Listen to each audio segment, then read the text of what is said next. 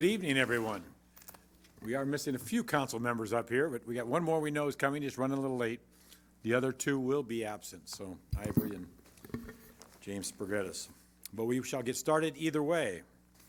So if we can start with roll call, please. Alderman Hirsch. Here. Alderman Spaghettis, absent. Alderwoman Swanson. Here. Alderman Parker, absent for now. Alderman Poulos. Here. Alderman Geenan. Present. Alderman Clark, absent. Mayor Tomes. Here. You have a quorum. Thank you. We will stand and do the Pledge of Allegiance and then remain standing for a moment of silence.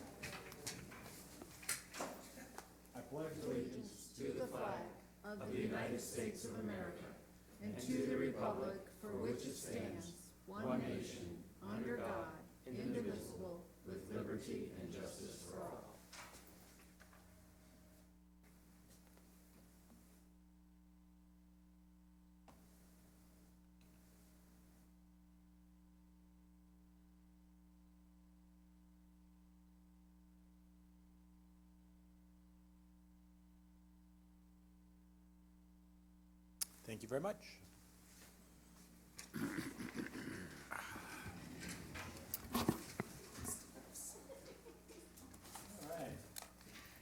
I haven't got a picture. Did anybody sign up back there? We got? Okay, thank you. Nobody signed up? Nope. Nobody signed up to speak. So we will pass over public comment. Item number 6, then. Minutes of the October 30th, 2019 Unplugged 3 meeting and the November 11th, 2019 meeting. Move to approve the minutes as printed. Second. Moved in second. Any discussion on that? All those in favor say aye. Aye. Aye. Opposed? That carries.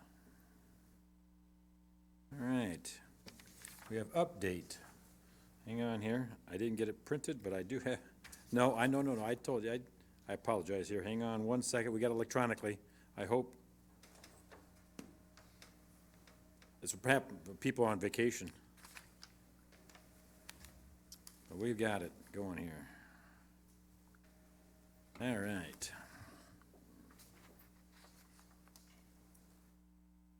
Tim, we need faster service, so. All right, we have Holiday Refuge and Collection. City of Rock Island will be closed Thursday, November 28th and Friday, November 29th in observance of Thanksgiving holiday. Refuge collection will be on schedule Monday, the 25th through Wednesday, the 27th. The rest of the week is one day late. Curbside recycling will be on schedule Tuesday and Wednesday.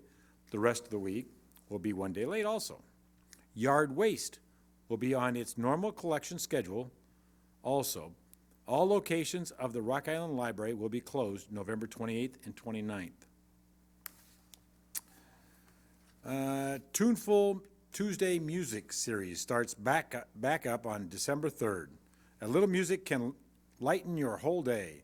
Tuneful Tuesday, the Rock Island Public Library's noontime music series resumes December 3rd with relaxing music by Springfield, Illinois, harpist Devin Carpentier. Snow routes. Snow, really? No snow this year. As we enter into the winter season, please note that parking is not allowed on designated snow routes when 2 or more inches of snow have fallen until the snow has been removed. The snow routes are marked by street signage. Vehicles in violation will receive a $35 parking vehicle parking ticket. Vehicles that remain in violation will be towed. In the event of snow, major emphasis is placed on primary streets and hills with secondary priority, given that to school areas, residential streets are cleared when primary and secondary streets are completed. And City Hall will also be closed this coming Thursday and Friday. So that's that. Item number 8. Proclamation declaring November 30th, 2019 as Small Business Saturday. Want to read it? Yes, please. Since I'm stuttering and stammering around.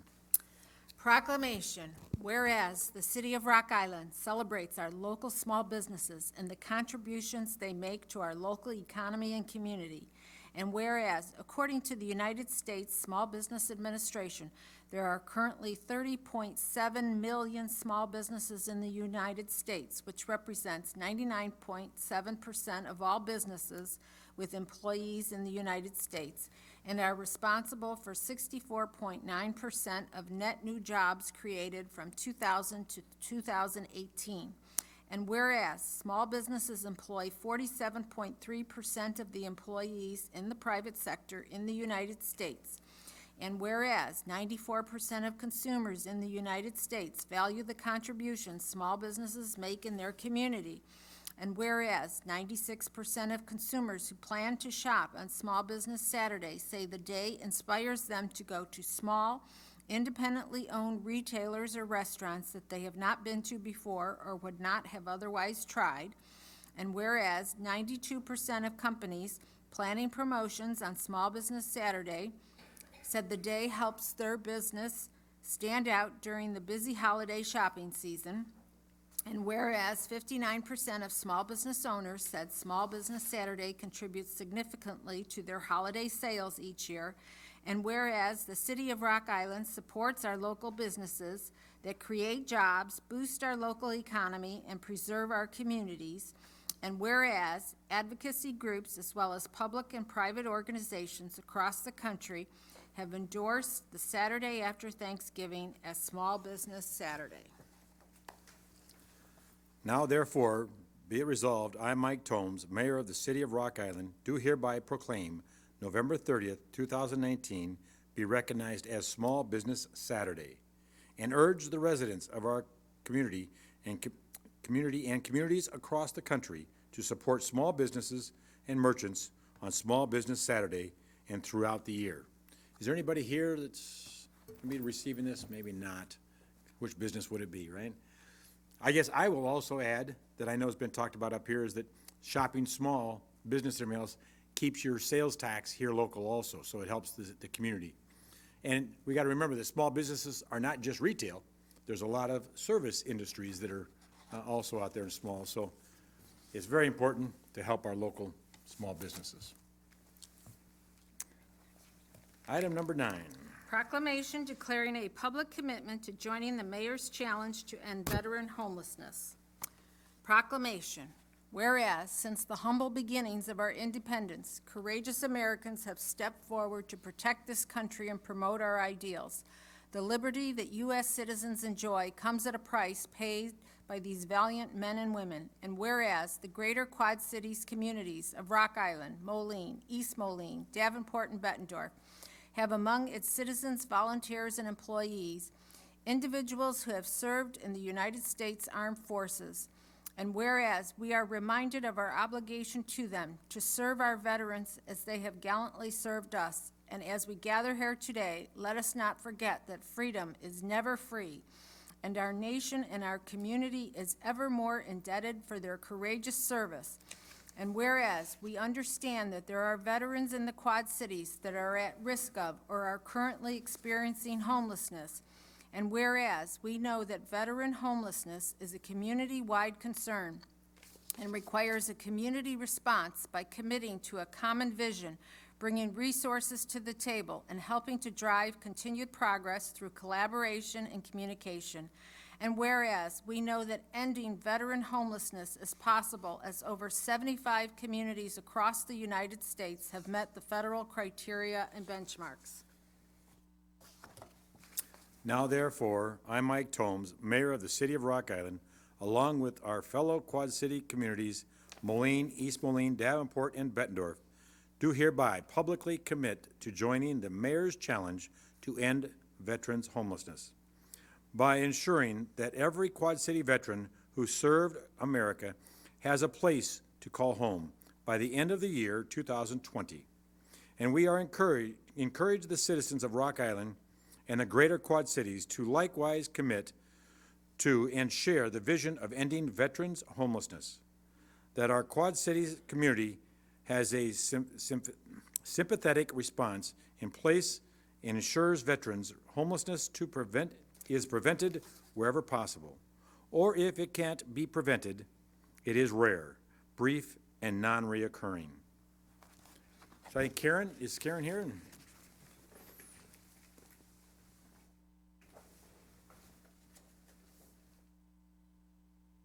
You want to come up and do a quick photo? Sure, can the other community partners join us? Great. Who are the other community partners you have with you? What's up, buddy?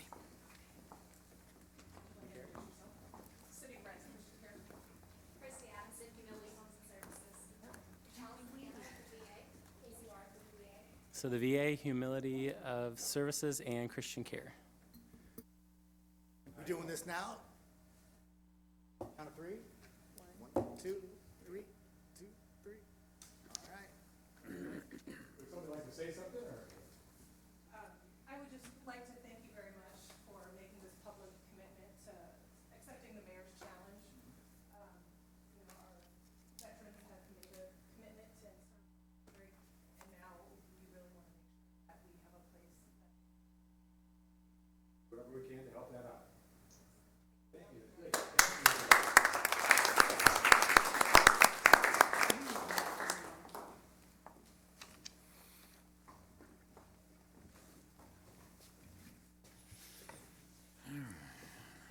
Item number 10. Claims, two groups. A, report from the Public Works Department regarding payment in the amount of $22,009.87 to the Illinois Department of Transportation of Springfield, Illinois, for the 38th Street resurfacing 7th Avenue to 46th Avenue project. Motion to accept the report and authorize payment as recommended. Second. Moved to second. Any discussion? Roll call. Alderman Hurt, Yes. Swanson, Yes. Parker, Aye. Pulis, Aye. Geenan. Aye. 5 ayes, no nays, motion carried. Second group, B and C. B, report from the Public Works Department regarding payment number 25 in the amount of $917,782.64 to Civil Constructors Incorporated of East Moline, Illinois, for the water filtration facility project for services provided from September 19, 2019 through October 24, 2019. And C, report from the Public Works Department regarding payment number 1 in the amount of $177,948.50 to Centennial Contractors of the Quad Cities Incorporated of Moline, Illinois, for the CDBG-funded sidewalk repair project for services provided from September 17, 2019 through November 8, 2019. Move to accept the reports and authorize payment as recommended for claims items B and C. Second. Moved to second. Any discussion? Need to recuse myself from this vote due to the nature of my employment. Roll call, please. Alderman Hurt, Yes. Swanson, Yes. Pulis, Yes. Geenan. Aye. 4 ayes, no nays, motion carried.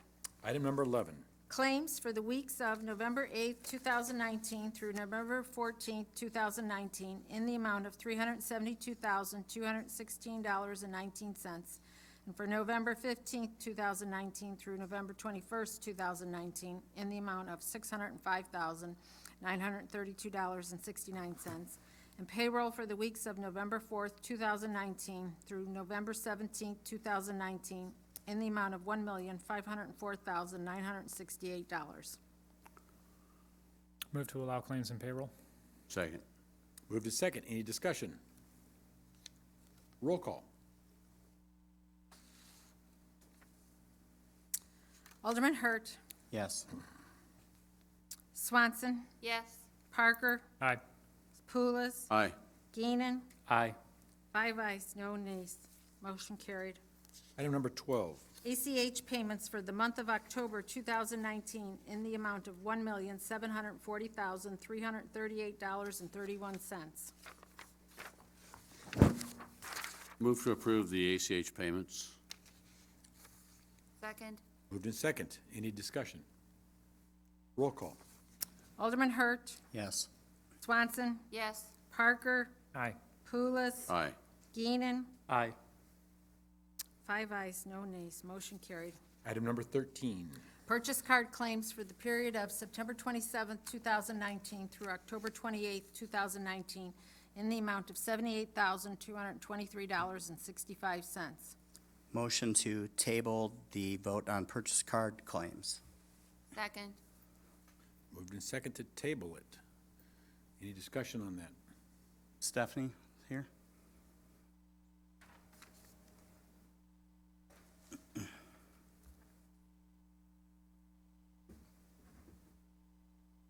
Okay. Just to kind of ask you a couple questions here. Now, is it the policy of, for all purchase card claims, that what needs to be listed on the top for the meals? Is it required that the reason, should there be more explanation on the top of on the meal receipts? I mean, what should be on there? What does the city require? So we do have guidelines regarding meals being reimbursed, and that's important because if the guidelines aren't met, then those expenses are actually taxable fringe benefit to the employee. So for a meal, we would need to have detailed receipts of what was purchased, and so when you're paying with a credit card, sometimes you don't keep that detailed receipt and you only have like the credit card transaction where you write the tip. So the detailed receipt is requested. Depending on the meal itself, we always advise employees and managers to have as much detail on the receipt itself, as far as like where they were. Maybe they were at a conference, or if they were meeting with somebody who they were meeting with. It's good to have that detail on every receipt. In some cases, there might not be that detail on every receipt because it's part of a travel and expense report, with several days or even weeks of expenses related to that travel. Okay. All right, thank you. You're welcome. Now, tabling it, it takes it to the next, No. So- no, No, makes it, tabling is indefinite. indefinite, okay. And, I'm sorry. Tabling would make it indefinite. You can postpone. There could be a motion, if the motion to table did not pass, someone could postpone to a date certain if they wanted to bring it back next meeting or the meeting after, but you need to specify a date. Otherwise, it'll go to the table and will not be taken off until someone makes a motion and is seconded to take it from the table. So motion to put it on the agenda for next city If- council? If someone wanted to withdraw, if you wanted to withdraw your motion and the second, then we could start So over. I will withdraw my second. And then you could modify or withdraw, you can withdraw your motion to table and then make a new motion to set down for, postpone to a date certain. Okay, I'll make a motion to withdraw, and then can I request that to be on the next agenda? Yes, so Okay. that'd be a motion to postpone to a date certain, which would be our next council meeting date. December 9th. Okay, for December 9th, yes. And then I'll second it. Okay, everybody understand where we're at? All right? As a matter of process, from city staff's side of things, I know that like in examples where I have had a receipt that wasn't itemized or something did not comply with the policies that we have, usually staff flags it and says to me before it comes to city council for us to be approved, hey, by the way, you forgot to put your name on this receipt or whatever it was, and then I can go in there and fix it, and then it comes to the council. I mean, is my understanding correct? Before it comes to the city council, does staff make sure that a receipt has everything on it that would be required by our policy? So ultimately, it's the cardholder's responsibility to comply with policies, and we can always rescind a card if someone's not being compliant. Then it would be the supervisor, manager, whoever signs off on that purchase card, their responsibility to make sure that that process is being followed. And then eventually, they come to finance department. The amount we that reflects all of the city's purchase card activity is paid via ACH. So the statement, it's going to be paid whether all of the paperwork is in the file or not. So I can't remember the date, but it's right after the first of the month. Staff are given a guideline of when all the paperwork is due. And then follow-up on receipts continues, well after it's paid, and, in this case is still going on. But yes, we do monitor and follow up and expect that everybody comply. Okay, that's been my experience. Every time I technical issues with the receipts, staff is sitting there saying, hey, you forgot to sign this, or put who you had lunch with, or whatever. So just wanted to clarify. Thank you. And I just have a question. With the first of the year coming, it seems like a good time to reinforce policy. I mean, is it unrealistic to remind everybody of what the guidelines are? I mean, the Not council's really. unrealistic at all, and we do Yeah. send out reminders because we do have staff, that change over, that might have gotten new responsibilities.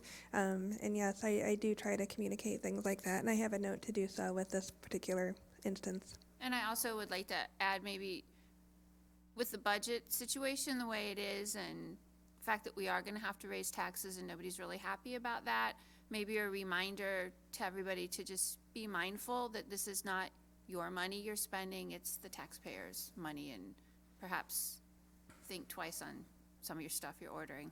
Duly noted. Thank you. I want to thank council for scrutinizing these things and watching very closely the dollars spent and everything else.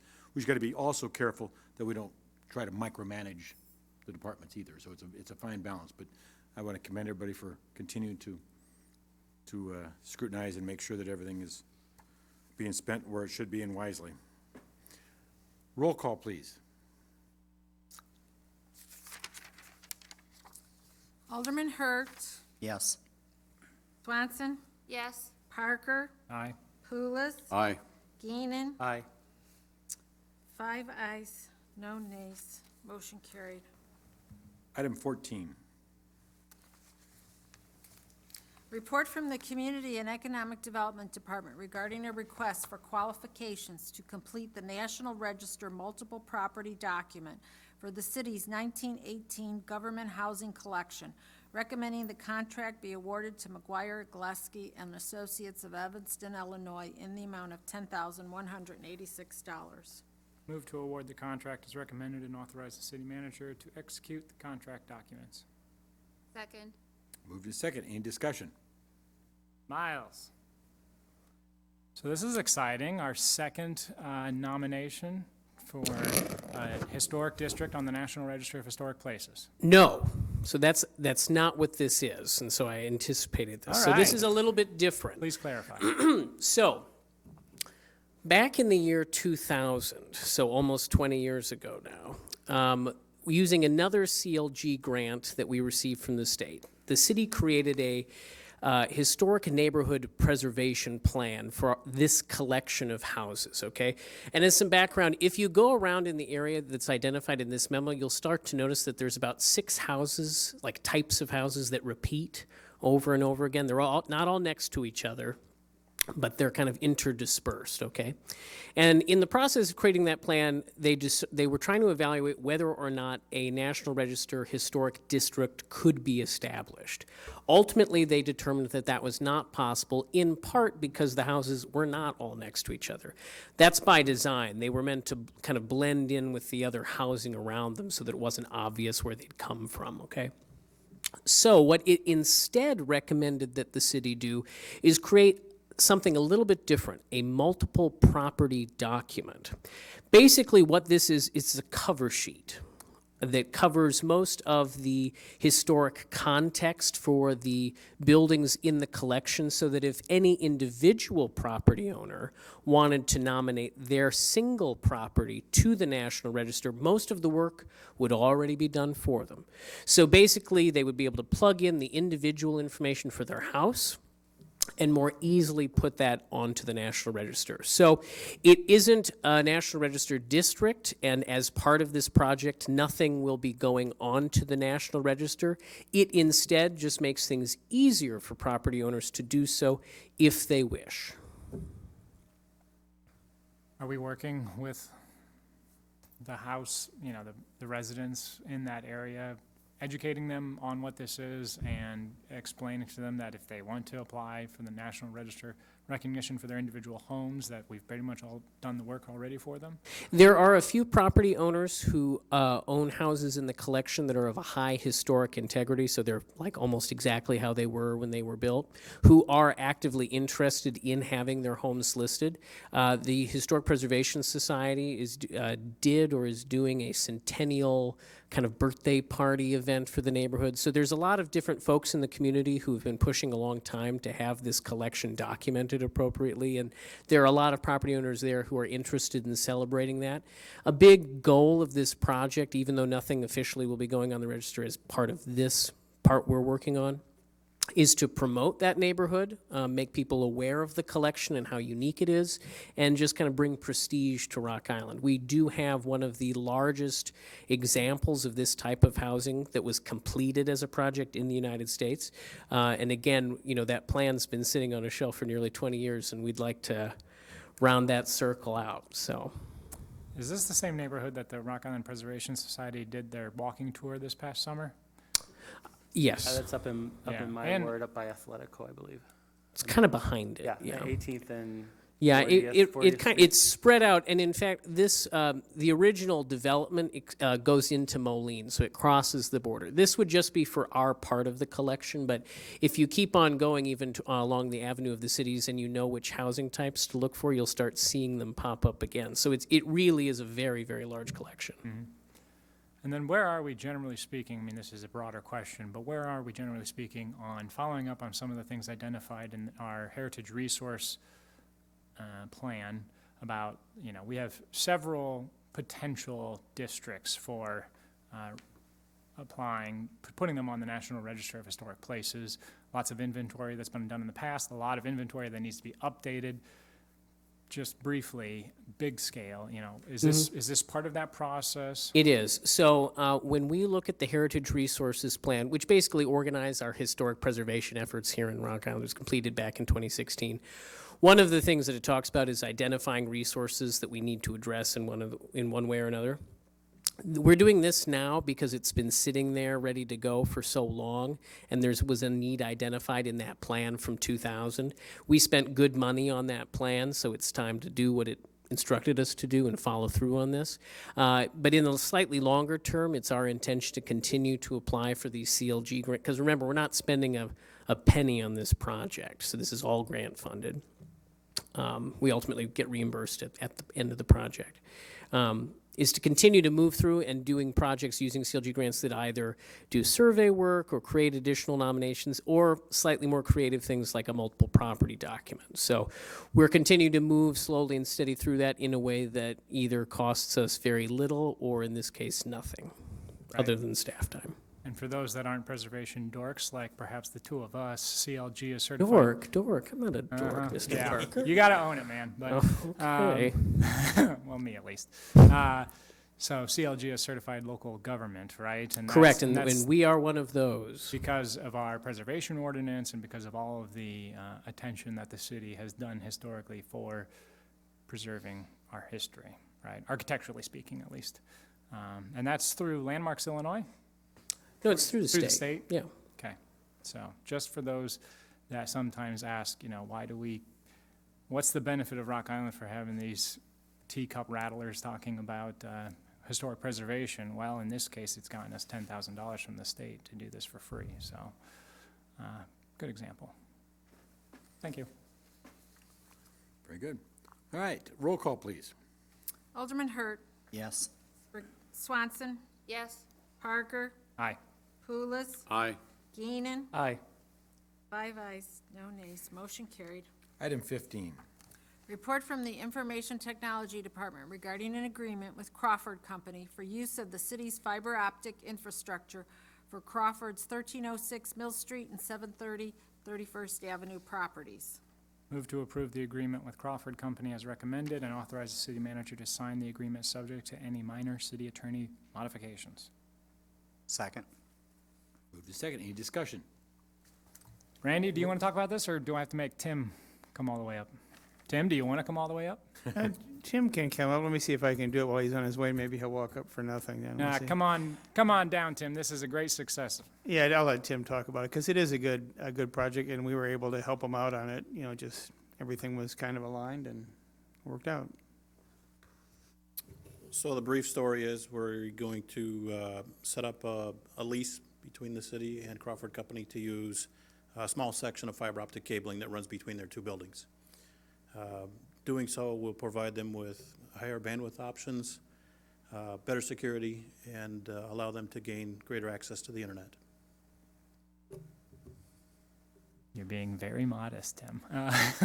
But, I mean, basically, Crawford reached out to me, and then we worked with, city staff, but saying that they needed assistance in securing fiber internet, and so this is a great example of the public-private partnership with the city being able to say, hey, we have fiber infrastructure there, or close to it at least, right? I mean, We do. Yeah, we have it fiber there. Basically across the street from both of their buildings. It should be noted that a local ISP, Geneseo Communications, is playing an integral role with this as well. They'll be bringing internet access to their facility too. right, we're just the highway, right? Exactly.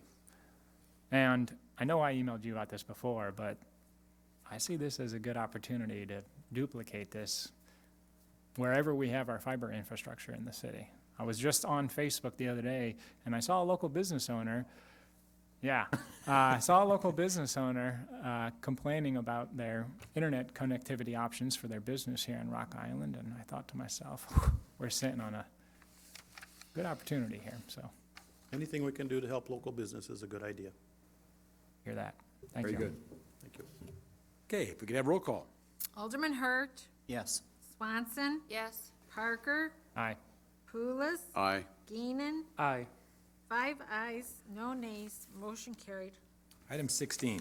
Report from the Public Works Department regarding a geotechnical engineering services agreement with Veenstra and Kim Incorporated of Rock Island, Illinois for the Partridge Circle Slope Stability Study in the amount of $42,700. Motion to approve the agreement as recommended and authorize the city manager to execute the contract documents. Second. Moved in second. Any discussion? Yeah, I have a question. So is this the city's responsibility or a developer? Well, Mike will come up. So it's basically is to look out for our own infrastructure, and Mike can elaborate. And we're doing the study to see if our infrastructure is at risk. So the sewer that's in the ground is approximately 10 to 15 feet in the ground. The ground has eroded approximately 15 to 20 feet away from our sewer. We're not sure if that's going to continue to move further south. And so we're doing this study to see what the other future impacts are. So yes, the erosion is on private property. It could start encroaching into our right-of-way, and that is our concern. So do we then bill them for that portion that was caused on private property, or is this, how does this? There's nobody to bill anymore. The company's long bankrupt. There isn't anybody. Okay. That's part of the whole issue here with that development, All right, thank you. unfortunately. Roll call, please. Alderman Hurt, Yes. Swanson, Yes. Parker, Aye. Pulis, Aye. Geenan, Aye. 5 ayes, no nays, motion carried. Item 17. Report from the Community and Economic Development Department regarding a 3-year funding agreement with the Quad City Botanical Center for atrium repairs.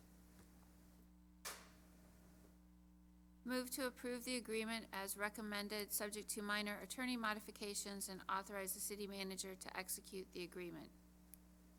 Second. Moved in second.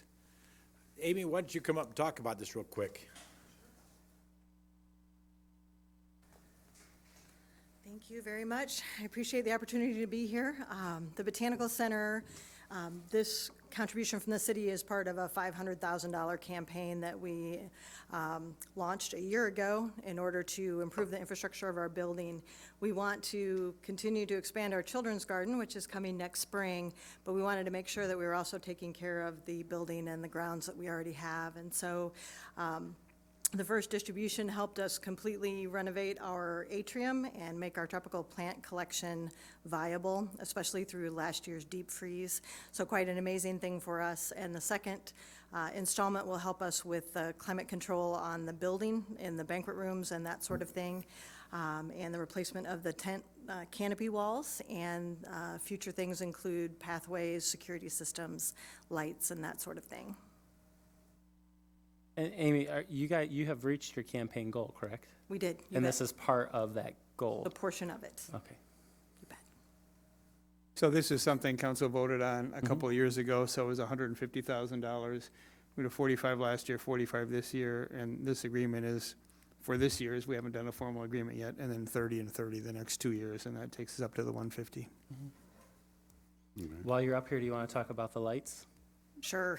Invite I'd love us to to talk it. about the lights. First of all, I just want to say thank you. We are so pleased to be part of Rock Island. I can't think of any place else I'd rather call home. The gardens are amazing. They're amazing for the city, but it's amazing to be part of the city. Past and present city leadership and council has been so supportive of what we're doing over there, and we're looking forward to a bright future. The lights, thank you. We open on the 30th with a private lighting, and then a members party on December 1st, and then we open to the public on December 4th. And the lights run December 4th through January 4th, Wednesday through Sunday, every night from 4:30 to 8:30. If you haven't been, please come down. It's an amazing exhibit. We do crafts, we've got paint nights, we've got date nights, a lot of fun things going on. Santa will be there for the kids. Free hot chocolate bar, but more than anything, over 100,000 LED lights that just turn our winter garden into a blooming light garden. So it's pretty amazing. Is this the third year you've done it? Pardon? Is this the third year we've done it? This is our third year. And then you've been seeing an increase in numbers. People are coming all over for this. So the first year, we saw 2,500 people, and the second year, we saw 5,000 people. So this year, we're hoping to once more double up, so Well, thank you for providing an opportunity to bring people into Rock Island thank you. in a meaningful way. Thank you. Very beautiful, bright. Thanks, Amy. Thank you. Some technical housekeeping. I recall that in the past, like, basically, who's in charge of making sure that the money spent on this, because it is public dollars, we're just giving it to a private organization, is complying with all laws regarding public physical improvements, specifically like the Illinois Prevailing Wage Act. I know that there was issues in the past when Hauberg Civic Center, when the Friends of Hauberg were letting construction projects with city CIP money, they weren't bidding it, correctly or whatnot. I mean, I guess whose responsibility for things like this, or any other contribution, or however we want to call it, that the city gives to a private owner to make sure that they still comply with the laws surrounding public dollar expenditure? And typically for an organization like this, it would just be up to that organization to comply. We don't currently have a mechanism to go look at that. Hauberg, is our facility, so it's a Right. little different there. I mean, we have this contract here in the memo where it says, discrimination is recognized, political activity is recognized. I don't see anything about the Illinois Prevailing Wage Act or other things saying that the owner will comply with those types of rules. Can we include that? And I can talk to Dave about including We that in could future certainly include agreements. that in future agreements. Okay. I think that would be fair, because a lot of people, I mean, frankly, unless you're a municipal attorney or a public works director, you're not aware of a lot of these rules that are surrounded by municipal money spent. So any way that we can help the private sector in understanding their obligations would be good. Sure. All right, roll call, please. Alderman Hurt, Yes. Swanson, Yes. Parker, Aye. Pulis, Aye. Geenan. Aye. 5 ayes, no nays, motion carried. All right, item number 18. Report from the Community and Economic Development Department regarding a contract for architectural services in the amount of $42,500 with Studio 483 of Rock Island, Illinois, for restoration of Firehouse Number 5. Move to approve the contract as recommended and authorize the city manager to execute the contract subject to minor attorney modifications. Second. Move to second, any discussion? Roll call. Oops, I'm not sorry. sure who Jeff does. would be the right person, but this is exciting. I'm very happy to see that we're moving on, Do you want to bring Jeff up too? rehabilitating. I wrote it. Yeah. Do we have a plan as to the purpose for that structure once we are able to? That is a John question. Yeah, that might be a John question, or whomever, but, We do have a proposed plan that we're putting together. We're currently working with other outside agencies to put together a learning center at Douglas Park. Right now, exactly what that consists of is what we're working on. sure. Yeah.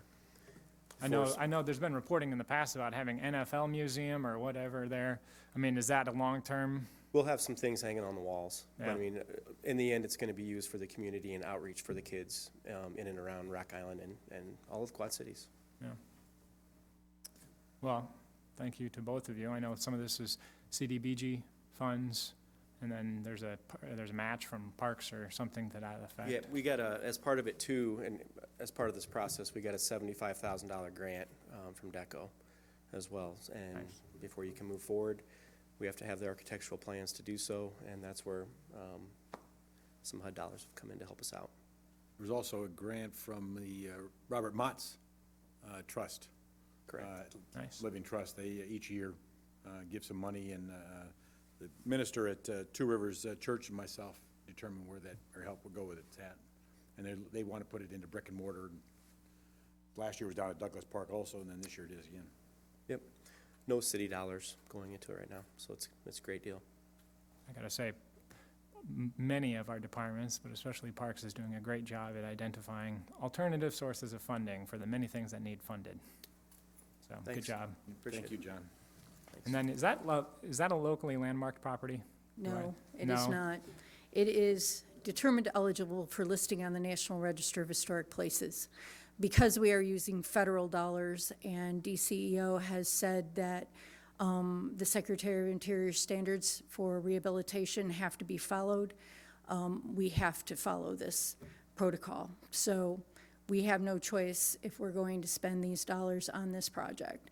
Once Studio 483 has finished all their drawings and put together the plan, because the roof is complicated, it still has the copper gutters, and those have to be removed and stored and put back. So there has to be a plan for the contractor on how they will follow the procedures to do that correctly. All of those things have to be in place, and it will be sent down to the State Historic Preservation Office for review and approval before we can move. This project is not going to go fast. It's something that I figure probably will not start until April or May, because we have a lot of steps between this and actual construction. That's all right. I think if I could add just one more quick thing. What we're doing here is we're getting the outside of the facility taken care of so it's dry. It's going to be a whole nother funding campaign to get the inside of it remodeled and ready to use. So I just want to, won't be anytime soon, but we'll work on it. Tiny steps. Roll call, please. Alderman Hurt, Yes. Swanson, Yes. Parker, Aye. Hulis, Aye. Geenan. Aye. 5 ayes, no nays, motion carried. Item 19. Report from the Community and Economic Development Department regarding a revised purchase agreement and revised ordinance for the sale of city-owned property parcels 092243, 708 and 710 12th Street to Coreline Investments LLC in the amount of $1,500 plus all closing costs. Move to approve the revised purchase agreement as recommended, authorize the city manager to execute the revised contract documents, and consider suspend the rules and pass the revised ordinance. Second. Moved in second. Any discussion? Roll call. Alderman Hurt. Yes. Swanson. Yes. Parker. Aye. Pulis. Aye. Geenan. Aye. 5 ayes, no nays. Motion carried. Item 20. Report from the Community and Economic Development Department regarding the sale of city-owned property at 1307 44th Street to Future Capital LLC in the amount of $1 plus closing costs. Move to approve the purchase agreement, authorize the city manager to execute the contract documents, and consider, suspend the rules, and pass the ordinance. Second. Moved in second. Any discussion?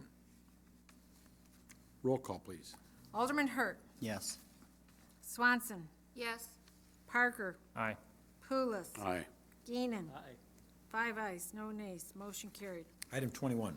Report from the Community and Economic Development Department regarding a development agreement with Small Hands, Big Hearts LLC, Latanya Terrell, Managing Partner, for assistance with repairs to the child care facility at 1113 31st Avenue with an incentive package not to exceed $40,000. Move to approve the development agreement as recommended, subject to minor attorney modifications, authorize execution of the development agreement by the city manager, and consider suspending the rules and pass the ordinance. Second. Moved in second. Any discussion? Roll call. Alderman Hurt. Yes. Swanson. Yes. Parker. Aye. Pulis. Aye. Enan. Aye. 5 ayes, no nays. Motion carried. Item 22. Report from the Finance Department regarding an adjustment to the calendar year 2019 budget, recommending increasing the North 11th Street TIF budget, Fund 203, by $40,000. Motion to approve the budget adjustment as recommended. Second. Moved in second. Any discussion? By everybody. Roll call. Alderman Hurt. Yes. Swanson. Yes. Parker. Aye. Pulis. Aye. Geenan. Aye. 5 ayes, no nays. Motion carried. Item 23. Report from the Finance Department regarding revisions to the city's financial policies. Move to approve the draft revisions as recommended. Second. Moved in second. Any discussion? Roll call. Alderman Hurt. Yes. Swanson. Yes. Parker. Aye. Pulis. Aye. Geenan. Aye. 5 ayes, no nays. Motion carried. Item 24. Report from the Finance Department regarding the 5-year capital improvement plan for calendar year 2020 through calendar year 2024. Motion to approve the 2020 annual schedule of council meetings as recommended. You're, Wrong you're, one. you're, You want No, one one ahead? up. The 2020 projects? No, we're at, Number 24. 24. Oh, motion to approve the 5-year capital improvement plan as recommended, and authorize staff to implement the 2020 projects and expenditures pending approval of CY 2020 budget in December. Second. Moved in second. Any discussion? How would this be affected if there are changes in the proposed budget? Well, a couple of things. So there's some, actually, can you pull that up, Tim? There are some contracts being paid out of here, the general fund contracts. So if there were some changes to the budget, one option could be some changes to the contracts that are paid out of here, which may or may not affect some of the other line items in here. Okay. I will note that the last time, Alderman Parker asked if we could take some money from this year and put it into Hallberg for next year, and I know there was discussion about that, and we did not do that, but when we were balancing, we did find a little extra money, so there's $2,000 more in there than were in there before, so instead of 15, it's 17,000 now. They had asked for 30. I guess I struggle with the fact that there are several of us who do not want a 6.6% tax increase. And I personally have a hard time voting to approve a capital improvement plan before the budget's set, because as I was looking through the list of these, I mean, one, do they all really have to happen? Two, do they have to happen in the next 5 years? I mean, I just want us to be prudent on how we're spending money and just because we have a really great idea of something we'd really like to have happen, doesn't mean that it just happens. I guess that, I mean, in my way of looking at things, there are needs, and the needs are what causes things to function. You need to have things that function, and then there are wants, and we all have wants. And I guess my concern is some of our wants are now becoming looked at as needs, and I just, personally, I kind of feel like I'm being pushed to move forward, and I don't really agree with everything. What, do you have some specific items you'd like us to look at? I mean, part of it is, you know, you don't understand half the stuff that's going on. So, I mean, I just look at, there's just a whole lot of capital improvement projects that are going on. And, you know, I'm looking at the budget and where do we cut money for the budget? In all honesty, is some of the budget cuts coming out of the capital improvement things? I mean, yeah, I don't know. I'm not real happy right now about the spending that's going on. And I don't know where to cut it. I've spent hours looking at the budget. I've rearranged the budget in so many different forms to look at it, and I come up with, can't do anything about personnel costs, but there's the contingency budget and the transfers budget and the other budget, and all of those have gone up, but there's no detail as to what all those are, and now here's this big capital improvement plan for the next 5 years, and it's like, you know, so are we gonna hamstring ourselves? Well, the only thing you're really approving, unless it's under a contract, is the next year. The future years are just items that are out there as placeholders. And if you look, many items that are requested are not funded, and that happens every year. So the other years are just, this is the plan moving forward, but it is voted on year to year. So unless there's a contract, for instance, now there's a contract with the Botanical Center, that would be in there every year. But the other ones, right now, there, as far as I know, after this year, there are no contracts currently. There will be some coming to you, but.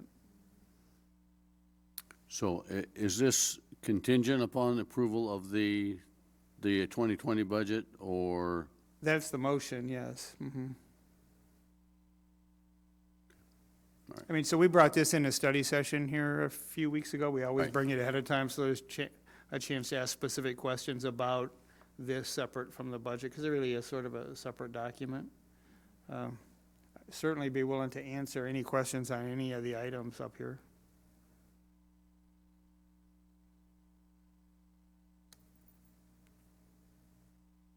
Stephanie, what if this is not approved tonight and it's approved in 2 weeks?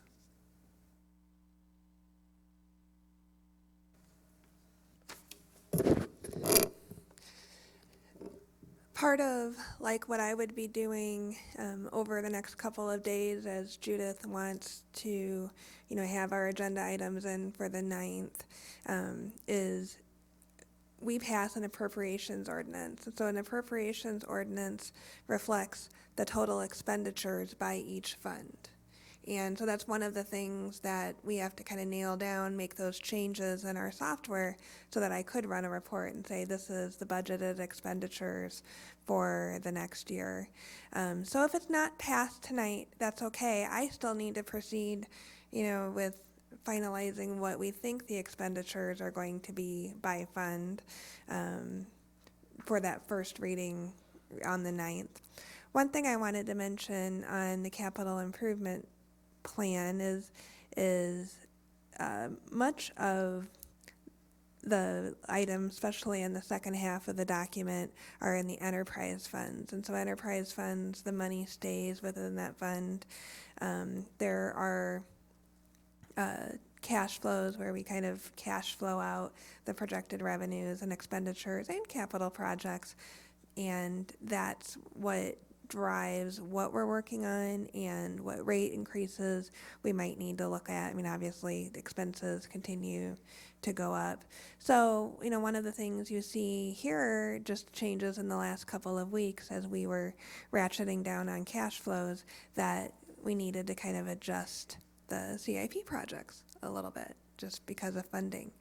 In the course of any given year, just because we have a budget approved for a project does not mean that we have to proceed with that project.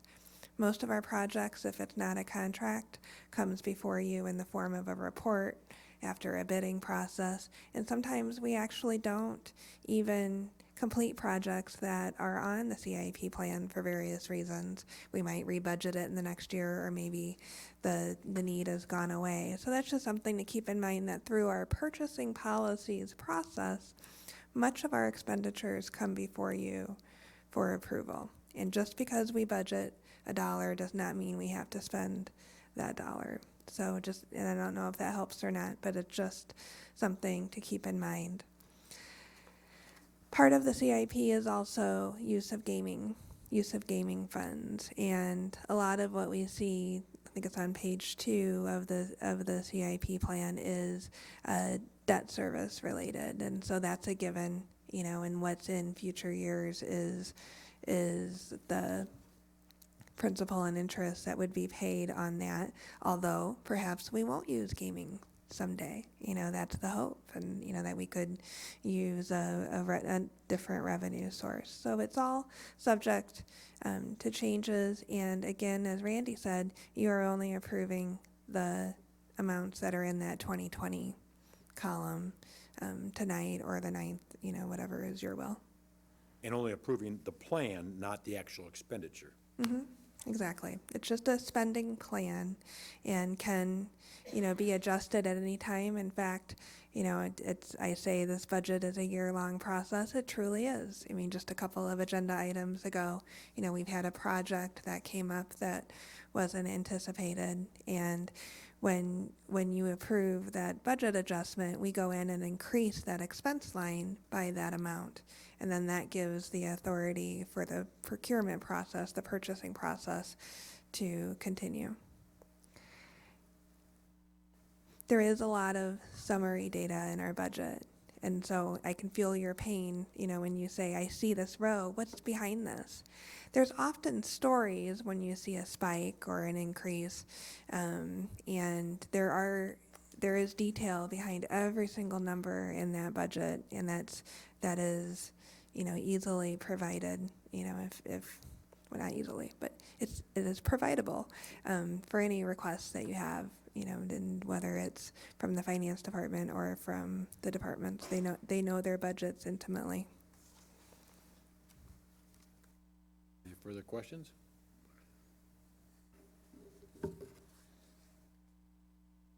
So do we want to, remember what the motion was?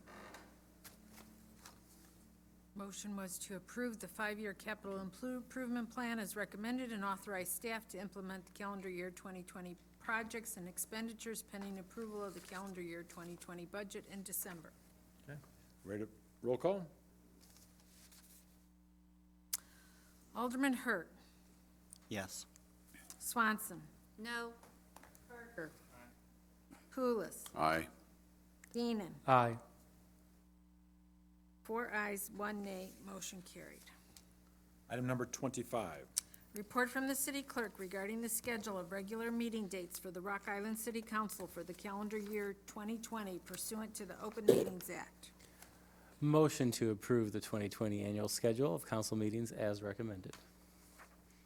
Second. Moved in second. Any discussion? Yeah, I do have a question. I mean, it's just a technicality. So on the memorandum, it says that we will be having a goal-setting session on Monday, July the 3rd. But then in the calendar of things, it's actually July 20th. I apologize for that mistake. It's July 20th is the second one, June Okay. 1st and July 20th. That's okay. I just freaked out Good when I catch. saw July 3rd. Thank you so much. I won't be here. We wanted to put that on this year because before we just had the first date on there, and then it took 2 months to find a date when everyone could get together for the next one. And this way, if it's on there, it's already in there, and we've got to process them on, so. I assumed it was the 20th. I just want to make sure. Thank See if you you're for, paying attention. Catch. Roll call, please. Alderman Hurt. Yes. Swanson. Yes. Parker. Aye. Pulis. Aye. Geenan. Aye. 5 ayes, no nays, motion carried. Item 26. Report from the General Administration recommending amendments to Chapter 8 of the Code of Ordinances regarding video gaming licenses. Move to approve the proposed amendments as recommended and refer to the city attorney for an ordinance. Second. Moved in second. Any discussion? You gonna talk about Yeah, so as I mentioned to you in an email, we had come to you earlier and kind of just had a brief discussion about maybe expanding some licenses in restaurants. And as we continued to look at it, it was difficult to make that happen without creating a loophole for some of the establishments maybe we don't want in Rock Island. So the number remains at 21 unless you change it, and we're at that number now. This also provides a way, two things with the cost share between gaming and food and beverage. So anybody after a certain date, and I don't remember what that date is in here, has to do 50% of their business in food and beverage if they want to have a gaming license. This really sets out where that number comes from, because if you look at the tax forms they submit, there's a number of different numbers on there, and there's a way to interpret the numbers differently, and this lines up exactly. These are the rows you're looking at, so everyone's on the same page on what is 50%. What are the numbers you're looking at? Also provides the liquor commissioner a way and a process to revoke a license if someone isn't complying. We really didn't have that. All we had before was, has to be 50-50, but there was no process on how to go about removing that license if one of the participants was not complying. So those are the two biggest things. The third is that before it was $250 was the fee for each gaming machine charged to the business owner. Now it's $50 to the business owner, and it's $1,200 to the manufacturer or the owner of the machine itself, similar to what Moline does. Moline's right now is $50 to the business owner and $1,000 to the owner of the machine, but they are looking at raising that to $1,200. They upped it to $1,000 last year and got 0 complaints. So Are there any potential remedies to allow for expansion of this licensing number?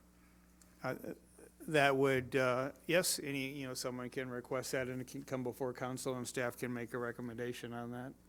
But it would come before city council. It had to come before council because you'd have to change the ordinance. Were you thinking up or down? Well, up. Okay. And we have a couple establishments that have asked right now to. Correct. And the other thing this does, sorry, one more thing. You have to be open for 6 months before you can have the gaming machines, which stops someone from opening just for gaming. They have to actually be a viable business before they can have the gaming machines. Okay.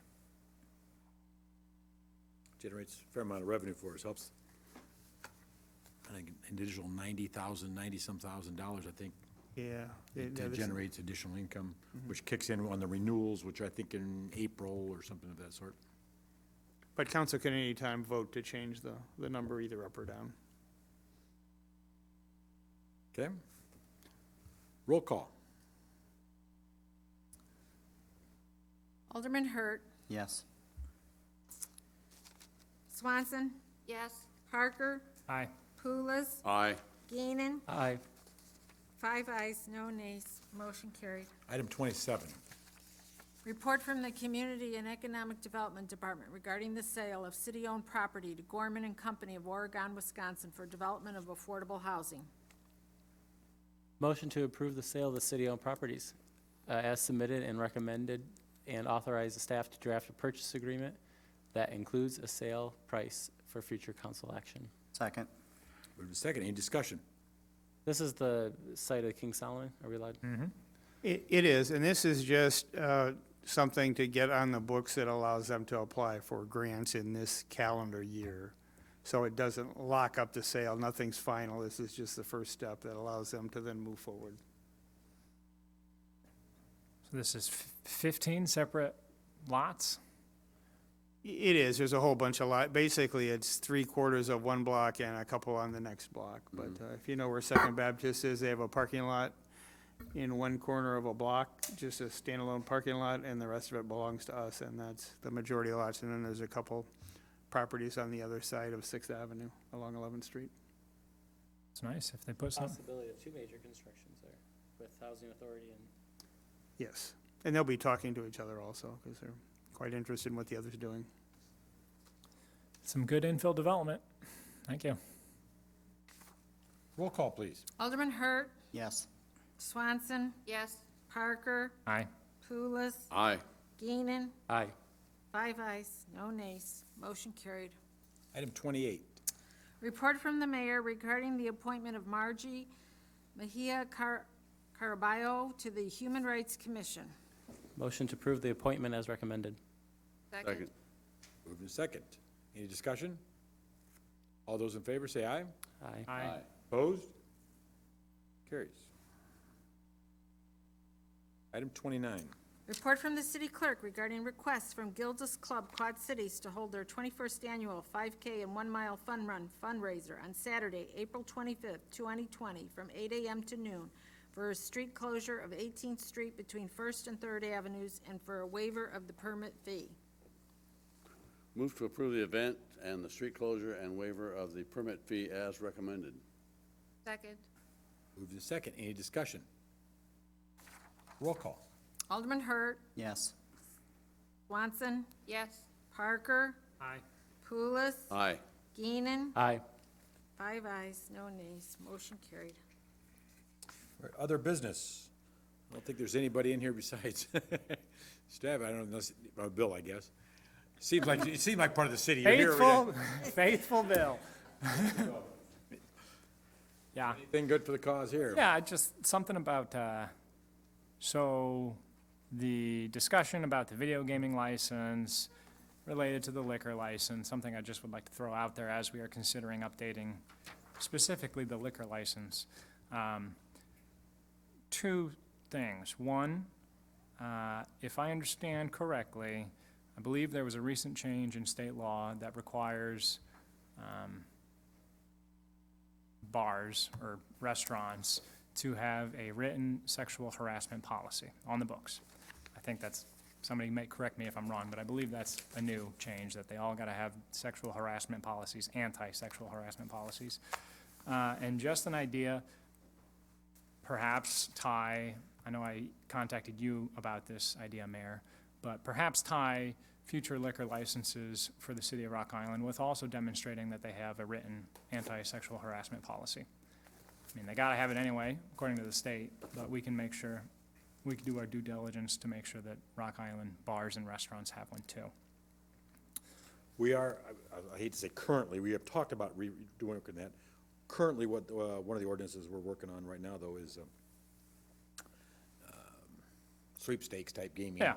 And then we're gonna be working on gaming, or liquor Right. also here shortly. Yeah, and that's why I'm bringing it up today, just to throw it up, you know, put it out there. I don't know if the council agrees with that idea, but just, I know from my own day job that a lot of the times there's a lot of state requirements that aren't always followed up by, and nobody's paying attention to it. So if we could have some local control here in Rock Island and make sure that our businesses have these policies, I think that would be a good idea to keep the employees and the patrons of Rock Island businesses safe.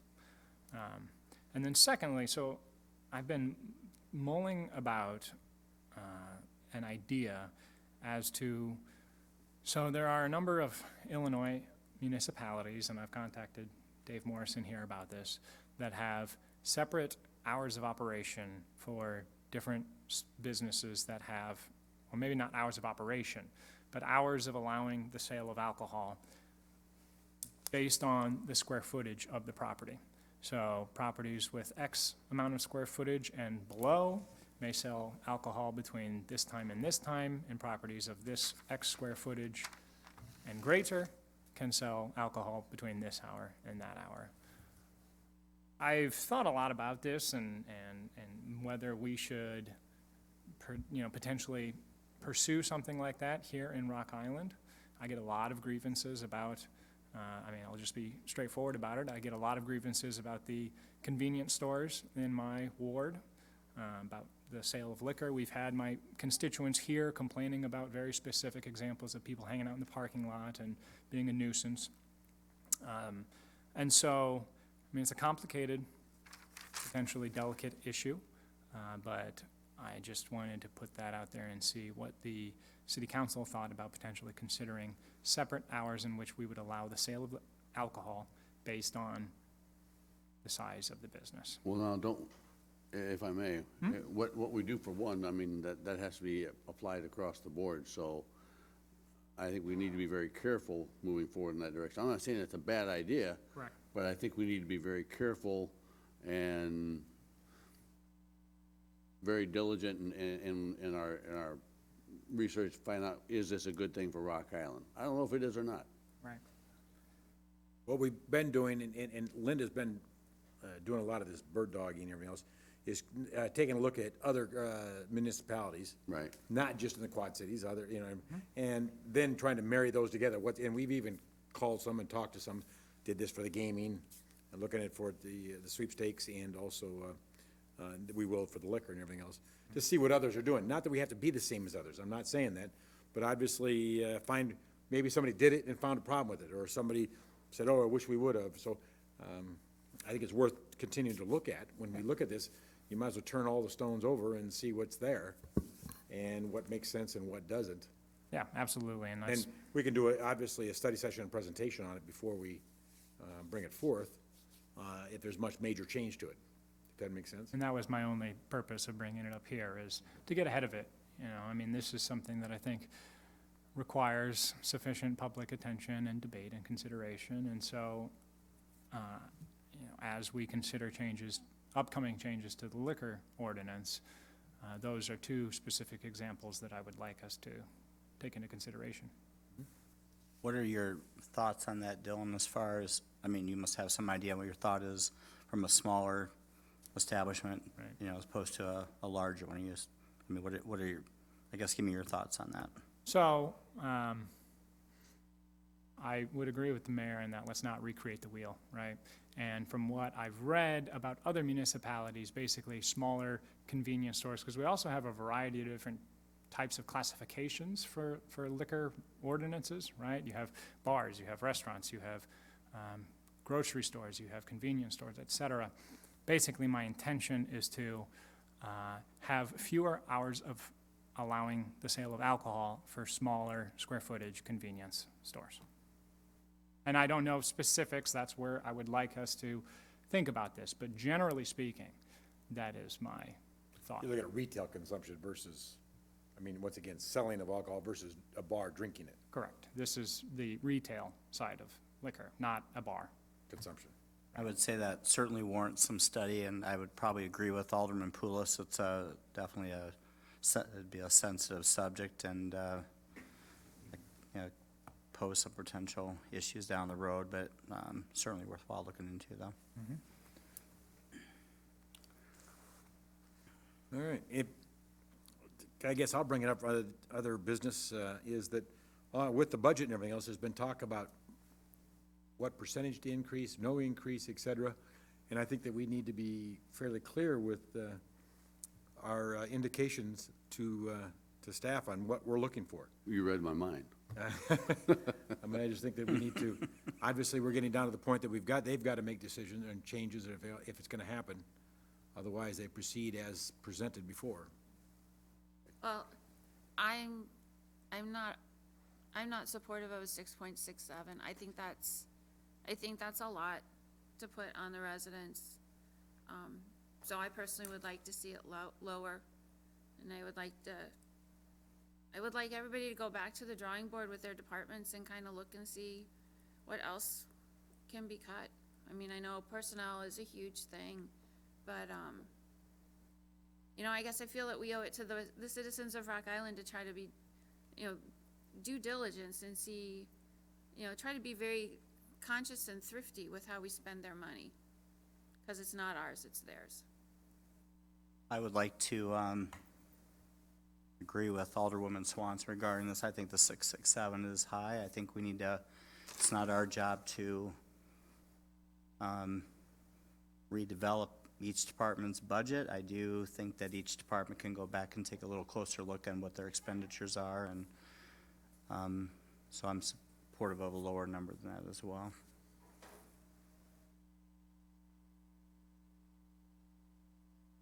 I'm supportive of the 6%. I mean, when we look at the budget and things that are beyond our control, the increase of the pensions for fire and police, that is a big chunk of the increase in our budget.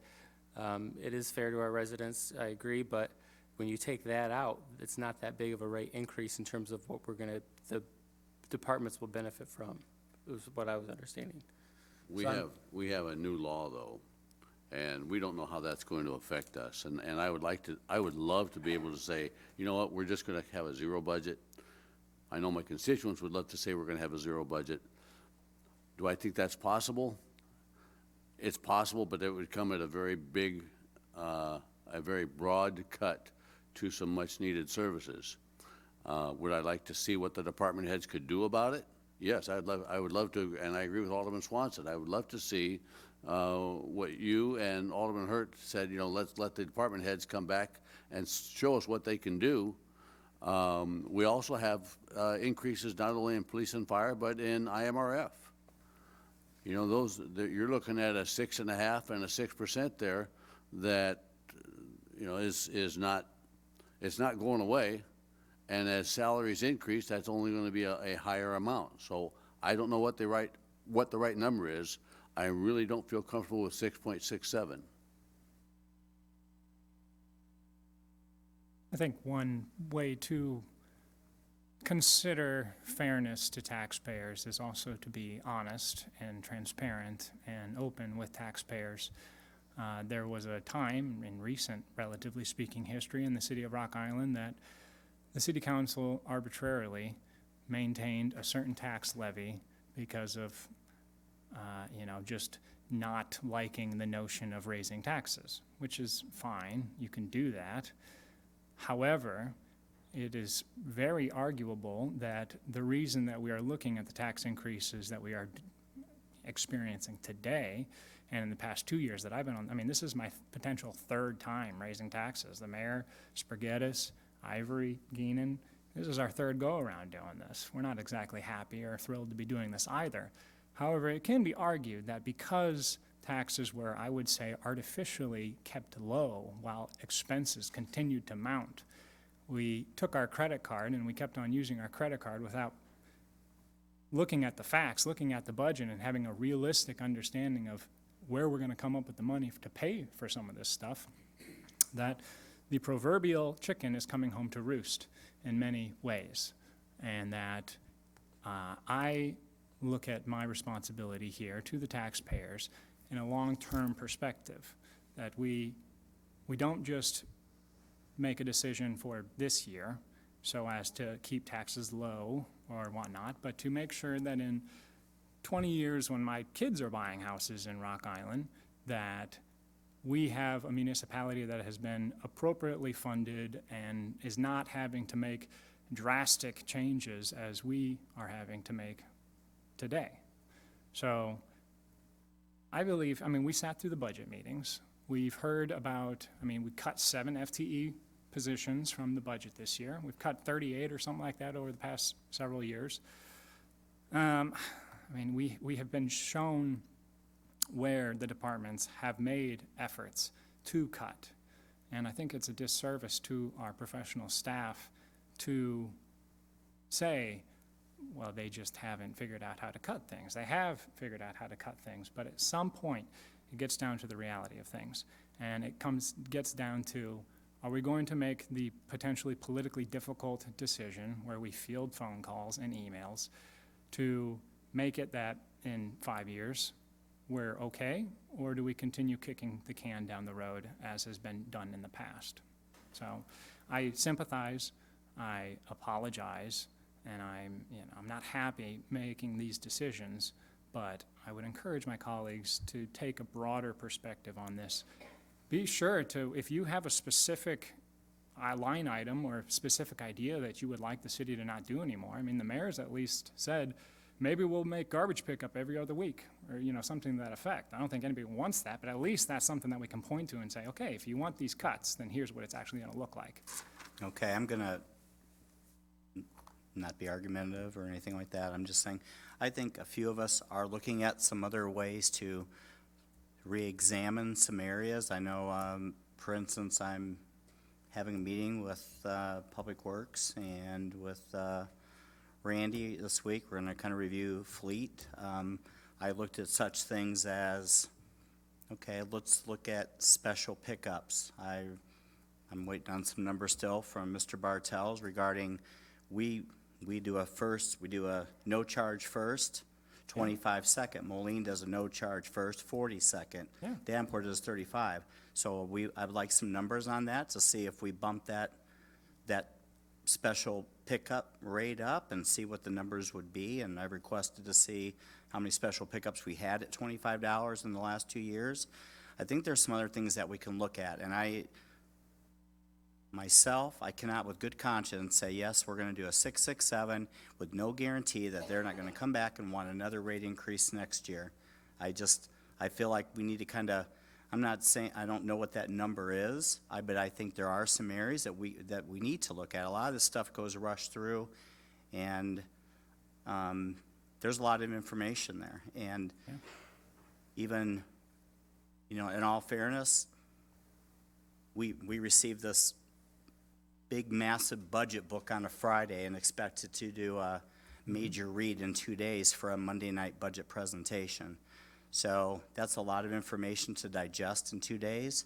I feel it's not fair to, and I understand, and it's a hard decision. I think we're all in agreement that nobody wants to do a tax increase. But however, the reality of it is, I think there's some areas that we can look at that would maybe drop that number down. Again, I don't know what that number is, but my own personal feeling, I think that number's a little bit too high. I think there's some areas we can look at. I mean, again, it's a lot of work. I'm not trying to micromanage others, but as we're looking through this budget stuff, there's some things that I think that we should all be kind of like taking a look at and saying, hey, can we make some improvements here? And I don't think we're doing our job if we're not questioning those, not micromanaging, but at least questioning those so that, because we're the ones that have to make that vote. I want to feel confident that the decisions we're making are based on that we've looked at different avenues to cutting some expenses. That's all I'd like to add to that. That's completely fair. And I do want to say, I do take issue with some of the comments you made, Alderman Parker. I have the utmost respect and admiration for every one of you sitting in this room. And I don't envy you having to go through the budget process. I don't envy you on anything that you have to do. And I mean no disrespect to any of you when I say I would like everybody to go back and just look. I mean, maybe there isn't anything, but I think I owe it to myself. I mean, that's one of the reasons I ran.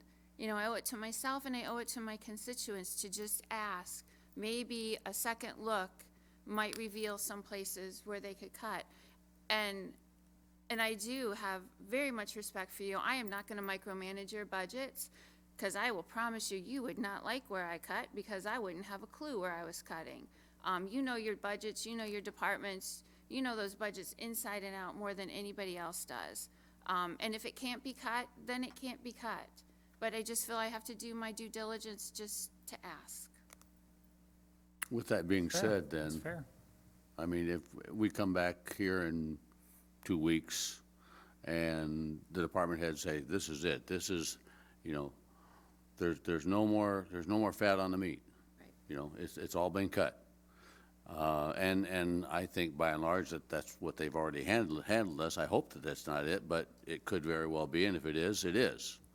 Then I can go back to my constituents in clear conscience, and yes, some of our sister cities have cut down their assessments, but you also have to look at their revenue income, their flow, the amount of businesses, the amount of industry that they have in their cities, which is, far outweighs what we have. So, again, I don't like the 667, but if staff comes back and says, this is it, is it something I could live with? I don't know that we would have a choice at that point. Correct. Until we get revenue going up, it's going to be a very, very difficult situation. It's going to continue. And that's the issue. The goal's we've got to get the revenue up. We can't, and we can't just do it with fees, because that won't do it and won't continue to, improve it enough to cover the larger expenses that we have. No, and I'm glad you And so- brought that up, because of whether we raise the fees tax. or whether it's the taxes, it is still an increase. That's right. And I'm sorry, but the citizens are just tired of it. I live here too. I've lived here for So, over 43 so we need to years. increase revenue, and obviously, you know, it's very difficult, slow to happen. You mentioned, you know, the sister cities and that sort of thing around here. And so, yeah, unfortunately, we have not seen the benefit of additional retail sales growth or new buildings with property taxes and that sort of thing. And where we're at, located in the corridor, we just haven't seen that. And so it makes us different than the others. We talked about ordinances and comparing to other cities. Those are fine in some areas. This is one that is very difficult to compare to, because it's a different market. And so, I'm not proposing and liking a tax increase either. I'm not sitting there saying that makes it right. It just makes it more difficult.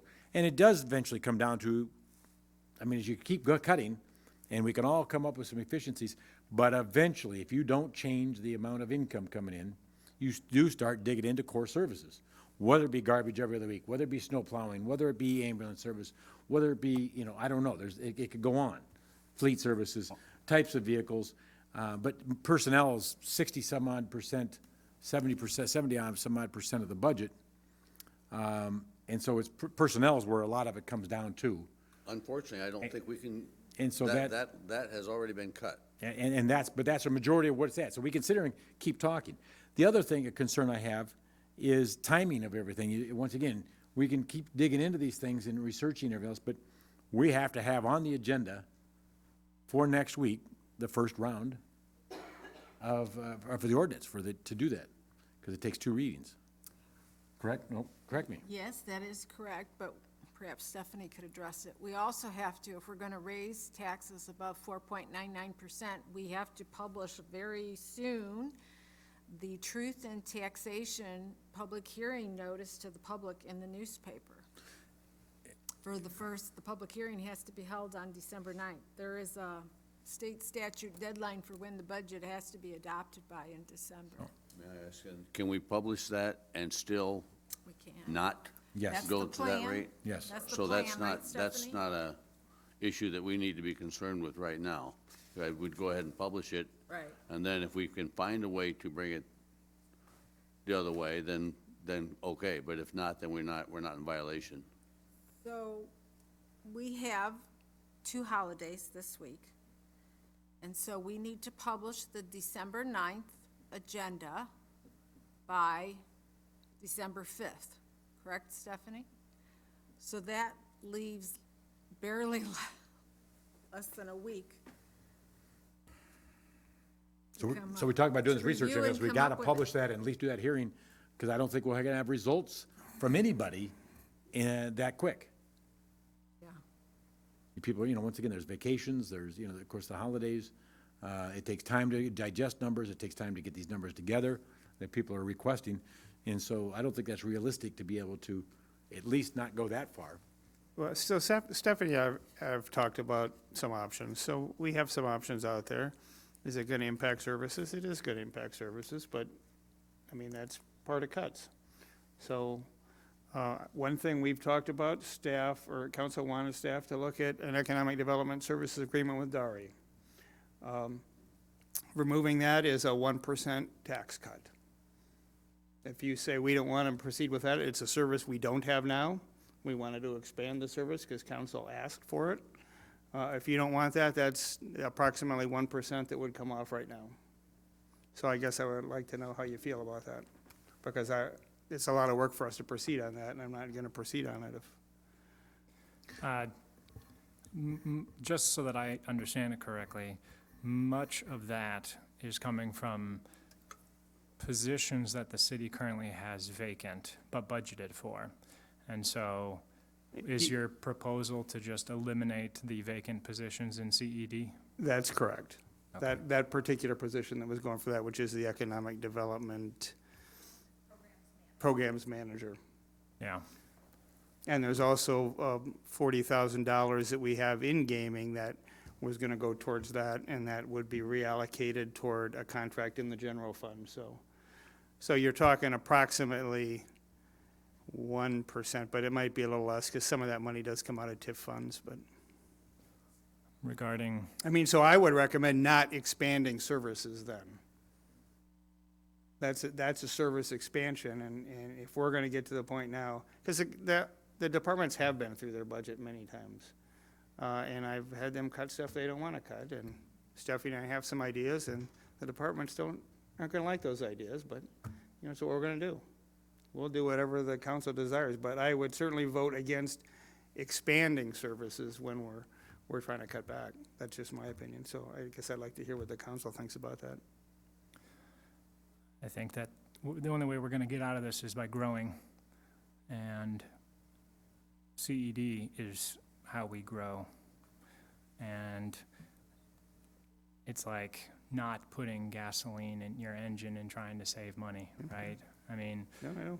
it's going to save money, but it's gonna choke it's gonna limit, we're gonna have Tara and the mayor then knocking doors, trying to get people to invest in Rock Island. And no offense to Tara, nor the mayor. I have so many hours in a day. You do great work, but the potential for expanding, I mean, that's where a lot of our focus needs to be, is supporting people out there knocking doors and growing this city. So, I mean, So I guess my question would be, is that worth a tax increase doing that? And if the answer is yes, then we'll proceed with that. more so than other Yeah. reasons. I mean, if you're a business and the first thing you cut's your marketing department, then you've sunk your business, because no one knows. Well, it isn't, it's something we're not doing now. Right. You know, it we're isn't, not isn't growing like, now either. we're not growing. Well, I wouldn't, Excuse me, and I that's would not correct. say we're not That's correct. growing. We are have more growing. potential for Little growth. baby steps, and we need some bigger steps. But that's one Awesome. avenue that will bring money in Well, to eliminate. No guarantee, right? Right. There's no guarantee on economic development. That's so- also, not to belabor this one issue, it sometimes is paying for the future because nothing happens overnight. So you could actually spend this money for a year or two before you see results, and if any kind of large results. And so we can't get short-sighted, so to speak, or impatient, and we're very good at being impatient. But we can't be impatient with how the reaction of that happens. Just like QC First. So it'd be helpful to staff if we knew where council's priorities were. And that will focus us on where to cut. I would not like to see that cut.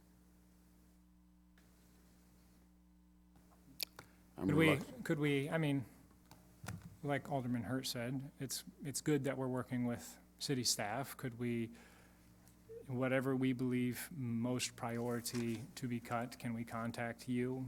Sure. And you can work with Stephanie to try to make that happen. Yeah, you gotta give them indications of what's taboo not to, or what is suggested to. Otherwise, they don't know where to go. I mean, we don't wanna dig in the reserves, I don't think. My opinion would be is that I don't think that's a wise thing to do either. Not for a second Well, year. we are digging into reserves already, That's right. and we would recommend some more, honestly. That's one way to keep the tax increase lower. Now, that's temporary, it's only gonna last a few years, and then you're gonna be where you don't have that, but Yeah, it's certainly no long-term I plan. think the area of our fleet can be looked into a little more, which we're doing this week. I believe where? we're. And next week, I think next- you I said mean, you next wanted week, to, sorry. Monday yeah. or so. Yeah. But I mean, and you're right, there may be nothing there, but I just feel that we owe it to the constituents out there that we are doing our due diligence and asking each department to take a, just kind of maybe take a second look or skim over it again. And I ask council to, again, look over, and if there's any ideas, shoot them out to staff or, shoot out to Randy, and, I mean, you gotta at least take a look at it. Because you don't wanna go 667 the next year, go, oh yeah, by the way, you're up for another tax increase. That is not gonna go over well. Hasn't been very fun. So, again, respect all the departments, they've all done a great job, and for us, it's a ton of information to digest in a short amount of time. And so we rely on your expertise to maybe go back over some of those things and see if we can trim in a couple other areas. But I would agree, economic development should probably be left alone as far as we do need that to advance our city. Well, unfortunately, if that's an area that needs to be cut, if it's not being used now, we don't have it filled up now.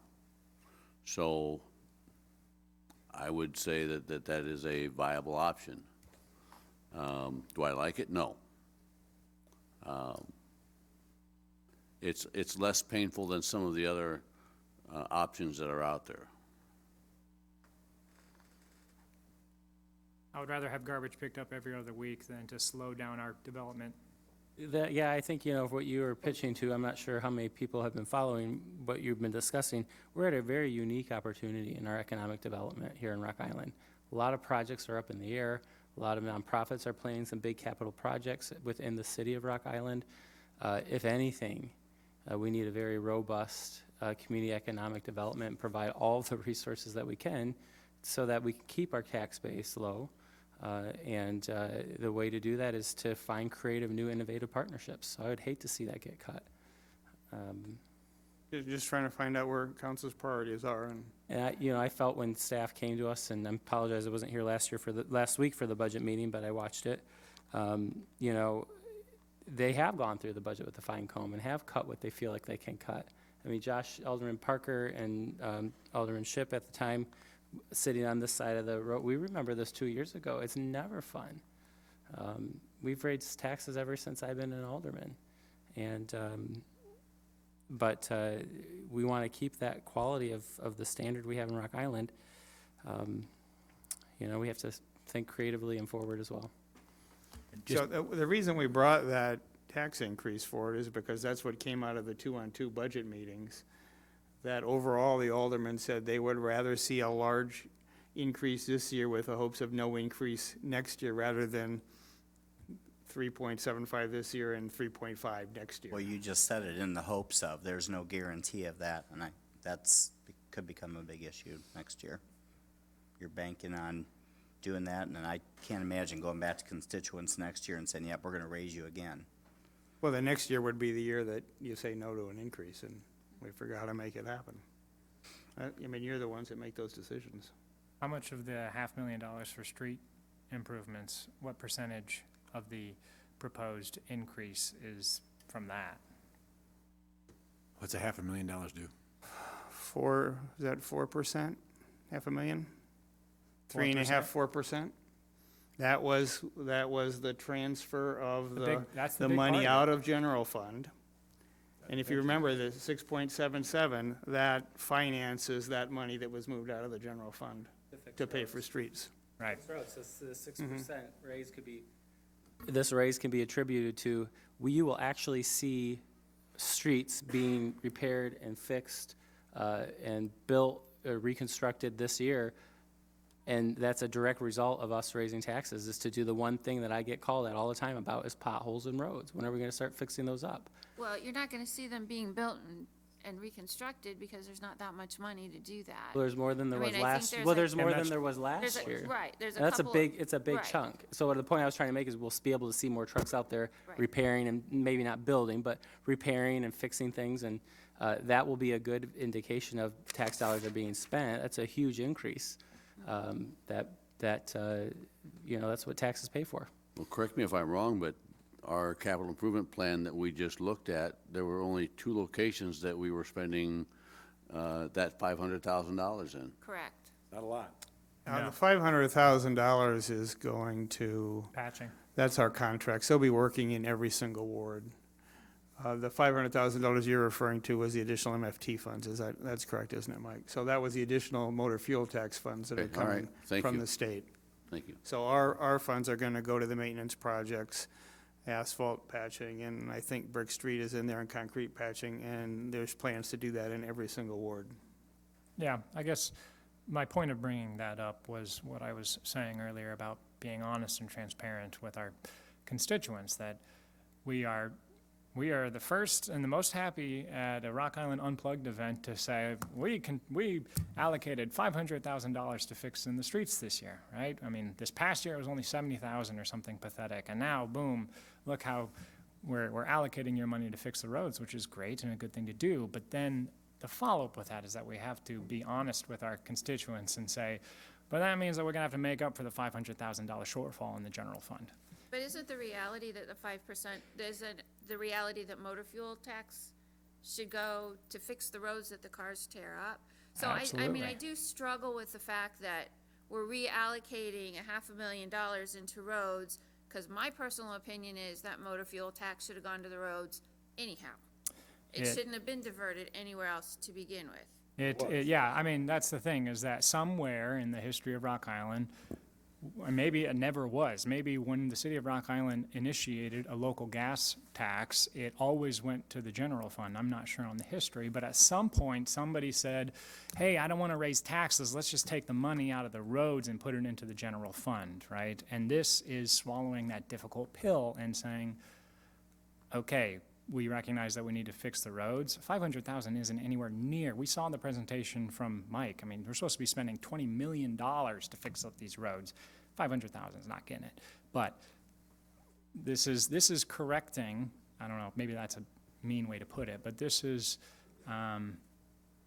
reallocating taxes into how, what they should be paying for. And it's not any of our faults up here that we had been using that money to shore up the general fund, but we are the decision makers today, and we have to live with whatever's been decided before us, and we have to make the right decision now.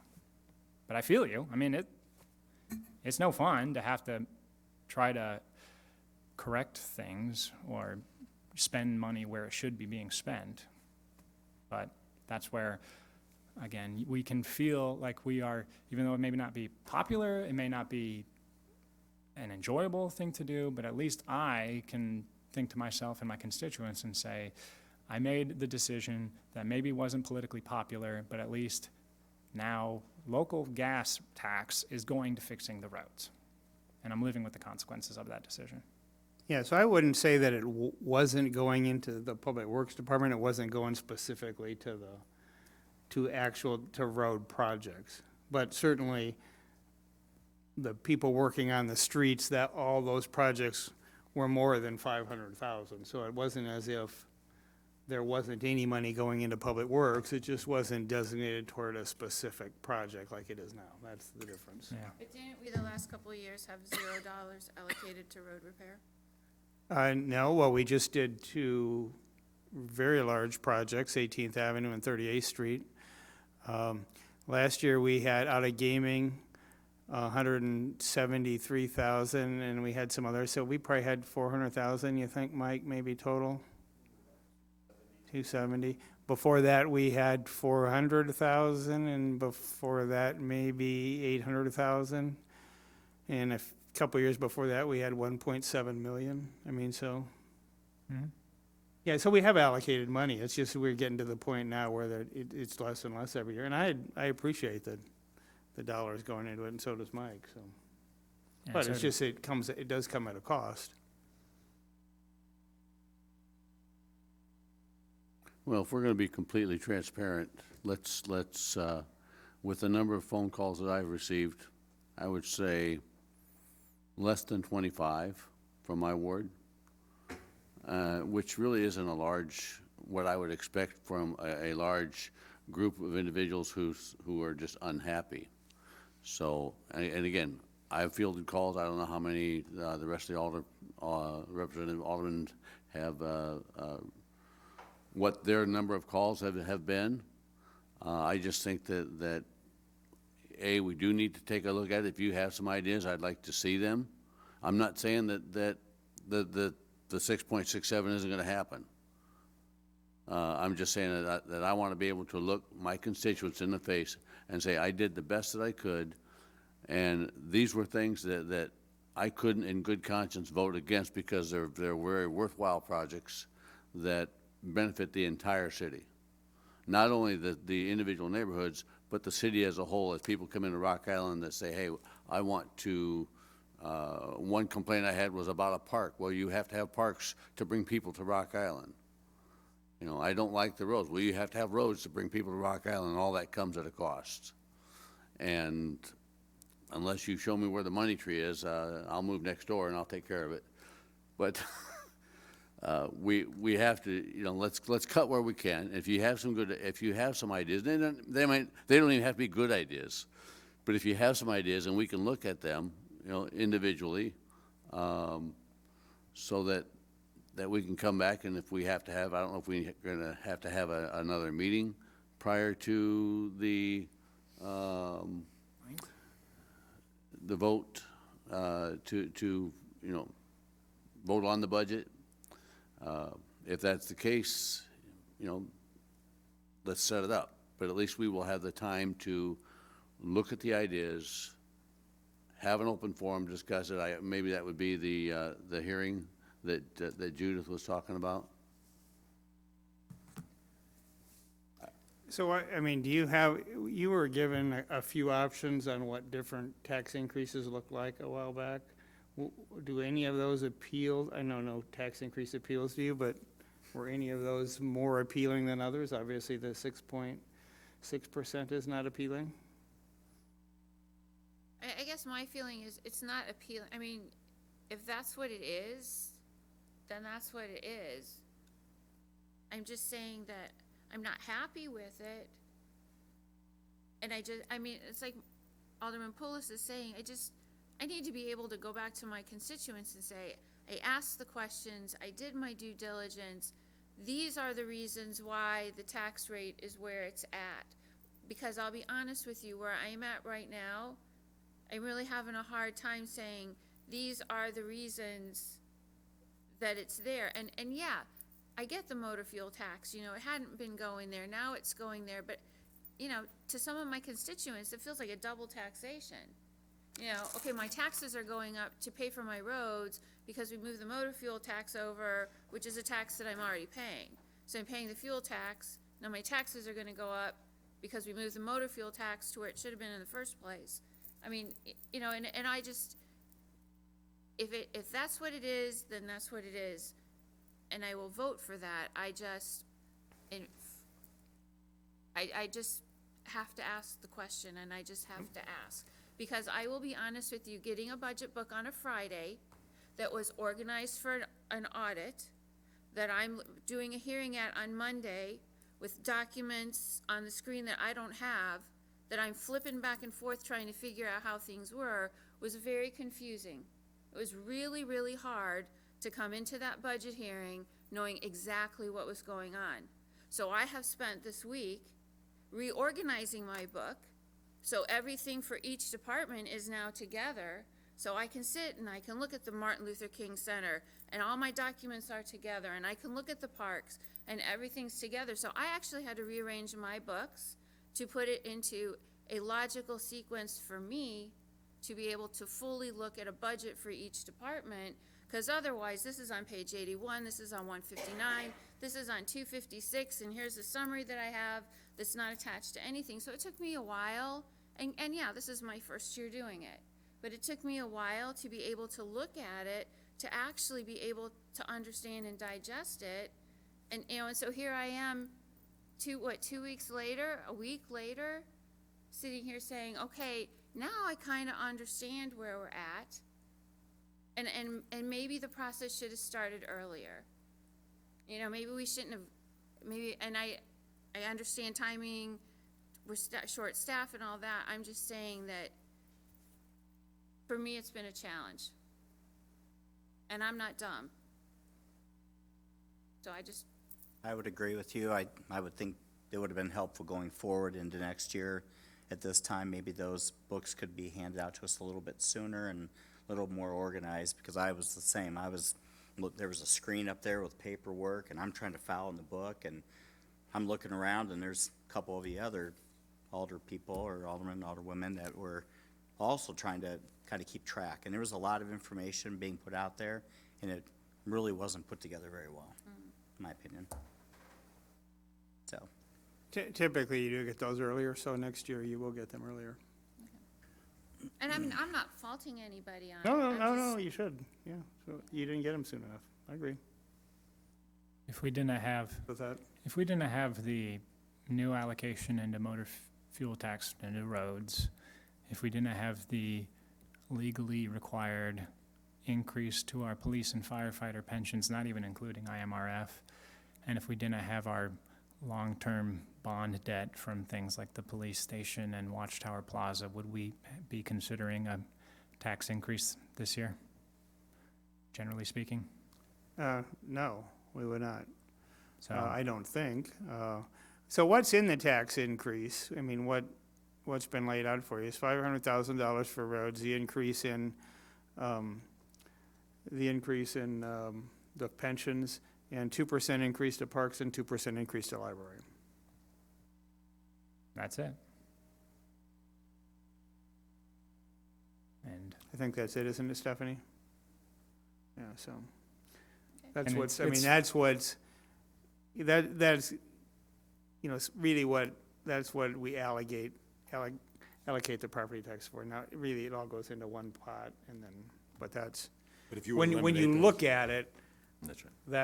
that's where it's going. it's simplifying it, but it's especially frustrating because these are all things that taxpayers already receive and expect, right? It's not like we're hiring more firefighters. It's not like we're building, well, maybe we're building a new library, but it's not like we're, building some new park that people are seeing added value to their experience being in Rock Island to this property tax increase. That's what makes it so unpleasant, is because we're essentially having to raise taxes for things that we've already been buying. We're catching up on past debt. Now, hopefully, the $500,000 of fuel motor tax, I agree with it, it feels like, or it is, it actually, not feels. Local it is- gas tax. Local gas tax, excuse me, thank you, is like a double taxation this year, You'd tear that bad out, next year it would not be, because you're not increasing the amount to make that up, because you already did that. Right. So it is that one-year transition. I'm not, it sounds like I'm trying to justify it all, but it is a one-year transition for that part of it. Well, with visiting the motor fuel the local tax, I guess I would certainly hope, and I would keep pushing for residents to keep gassing up in Rock Island, because we did some price comparisons, and it's pretty comparable in Rock Island, and more so, and I mean, I'd rather gas up here and give that money to our own roads, so. So the first thing we presented to you, actually what we had presented as our recommendation when we met on the 2-and-2 budget hearings, was a 3.75, I think, % tax increase, and that included 80,000 to the general fund to help make up that 500,000. The increase in police and fire pensions, 2% to parks and 2% to library. And if you want to go back to that, we'll go back to that and we'll make it fit. And what was not in there that is now? You said the 80,000 or whatever to. Well, we had a bigger shortfall, and, right now we're making up 1.1 million in reserves. That's what the budget is still 1.1 million short, and we're using reserves.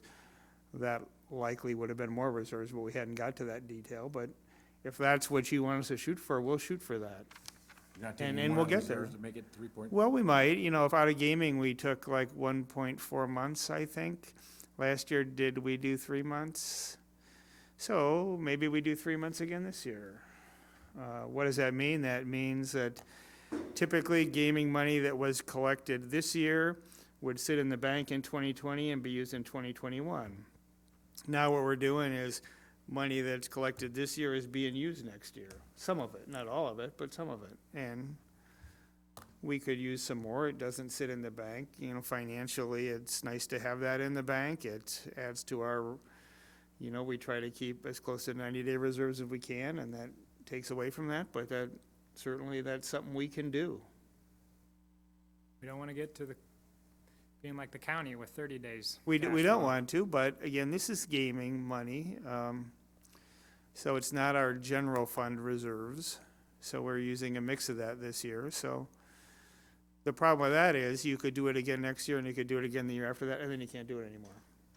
Not So sustainable. we would not recommend totally that. If you want to get down to that 3.75 that, again, staff had originally recommended, we would look at a mix of permanent, which would honestly be an elimination of some of the open positions we have. They're open now. Nobody loses their job. It, you know, it's gonna have some impact on the future, but that, you know, you get by. Staff will do whatever they need to do to get by. And so it'd be a mix of those type of things. And we can get there. I just need some guidance if that's where you want us to go. What kind of actual dollars? $100,000 value home, right? Per year, per month, going from a 6.67% increase. to- $4 to $2, I believe, was the number. Per year or month? Month. So, $1 a week or 50 cents a week. I mean, that's the difference, right? I mean, even then, 20% is really minimal, yeah, to be honest with you, in the big picture. But 50 cents a week extra means that we don't continue to dip into our reserves. It's kind of a brute. And Or we 100,000. continue to look at options like fleet, and we have looked at the, you know, the special pickup fee. We've looked at that every year, charging more, but recognize that is an enterprise fund, and it doesn't affect the general fund budget that we're talking about here today. But it does affect future rate increases. We didn't used to have too many of those. I think we used to have 1,600 special pickups, and of those, I mean, I think it was dozens, several dozen of the, you know, so if you make $20 more on those, you know, it might be a couple $1,000s. And I hate to debate that specific issue here, but you gotta be careful, you get it too high, people won't pay it, and they'll dump it in an end of a dead end or in a ravine or whatever. With all due respect, I think I see that anyway around town. Yeah, if you keep it under 100, I think that's what it costs you to call it 1-800-JUNK is $100. So if you're at 50, you're probably still fine. And we do look at that, they look at that every year. You saw the fee structure I sent out that Public Works does every year, comparing their fees to everybody else. They look at all their fees every single year. It's not, they're always looking at that. Any more direction, thoughts? 3.75 versus 6.75 and with those type of adjustments, or? Well, I can give you what would be our recommendation to get to 3.75. How about that? One of the reasons our credit rating was downgraded is because of use of reserves in balancing our budget. And we're already balancing our budget with going into reserves with the 6.67 increase. I mean, again, it's choking the engine to save money. If we continue to dip into reserves, what does that do to our credit rating? What does that mean long-term for the city to be able to borrow money? Yes, we could save money short-term, but 30 years down the road, what are we doing to our city? All that, I completely agree with everything you're saying there, and I understand it, but I can honestly tell you, if you tell taxpayers you're gonna pay 6.67 this year and turn around and tell them, yep, it's a possibility you're gonna raise another 3% next year, that is not gonna bode well. Unless we go with the 6.67 and just make a conscious effort that we don't fill some of those vacant jobs for next, I mean, just because they're open, they don't need to be filled. And maybe put it at the 6.67 with the understanding that as we go through 2020, that we really look hard at not filling positions and maybe try to be more frugal and fiscal and. You know, and we do that. That's why we have the positions open, because we do look at that anytime a position is open, so. But I agree with you 100%. And as Stephanie said, the budget's a living document and it's always being changed. I guess that would make it more palatable to me, that if we did that, but went with a very definite concentrated effort to not. I agree, because then, right, so if we did that, then we don't wanna feel like, again, that we're in that mentality of we have the money, now we gotta spend it, Right. you know? I think it's still taking a look at the fleet and everything else. Well, Still doesn't mean We you stop looking. always, Well, you yeah, have we do. to. I We mean- do. I know you do. We do always do that. Well, And we are. And- Right. And the reason we're recommending the lease option is because we have been looking at the fleet, and based on our sample that we did, it is cheaper to do that than purchase the vehicles ourselves. I mean, that's what that's why we did the pilot program, and I welcome our talk on other vehicles. I think it's great. And maybe some Ford Focuses instead of F-150 Well, trucks. and they did look at a smaller car, but the problem is the car doesn't have the resale value, so this is not, That's on the lease side. What if you bought those vehicles though? it's, and we've done that, we've had vehicles. They would not be as cheap as these are, because you get that resale value on them. So, Mike, Hey, well, what's the gas difference What? between the big? it's calculated in that stuff, information we sent you, it's in I there. obviously need to sit down and. It's in there. It's being challenged a little bit, and so I think it needs to be down and explained. And if something is discovered, great. If not, Randy feels more comfortable that it's been researched. Well, because if I'm gonna make a decision on something, I wanna have the most information I can get. I mean, I don't wanna rubber stamp something through just because Enterprise comes through and says this is the best deal. I wanna see And some again, factual Yep, comparisons. you will, and we've said that, and that's a totally separate, that has to do with the lease agreement when you No, see I that. understand. That I'm would just not talking affect about. the current budget. I'm just talking because- about general. We Yep. need to be more frugal and looking at different things, and I don't wanna feel like I've given one option Nope. and this Yep. is gospel, it is what it is. I would like to see some information. We can on it. throw you the information on what it costs to buy that vehicle, because that's how we used to do it. We used to buy all our vehicles, and. Again, we you can may be definitely show you right, that. but I would feel more comfortable actually Yep. sitting down, we're gonna have that discussion and. Yep. Yeah. And Mike can do another presentation to council and talk about what brought us to look at the lease agreement to begin with. But, and that, we're going around in circles, but we don't have time to take that into account I understand. before the budget. Yep. And it wouldn't be a significant number. It would be a number, and any lower number is better, but it wouldn't be enough to make a difference in the budget. Well, it's not significant, but I can tell you right now, constituents that pay attention to what's going on, to them it's important knowing that we're looking into other options yeah. as well. Nope. So Right. maybe it's not significant to you, but it probably is to them. It's not a significant budget number to I understand. change the budget. I'm not saying that But looking at cheaper constituents look at vehicles. where is we're significant.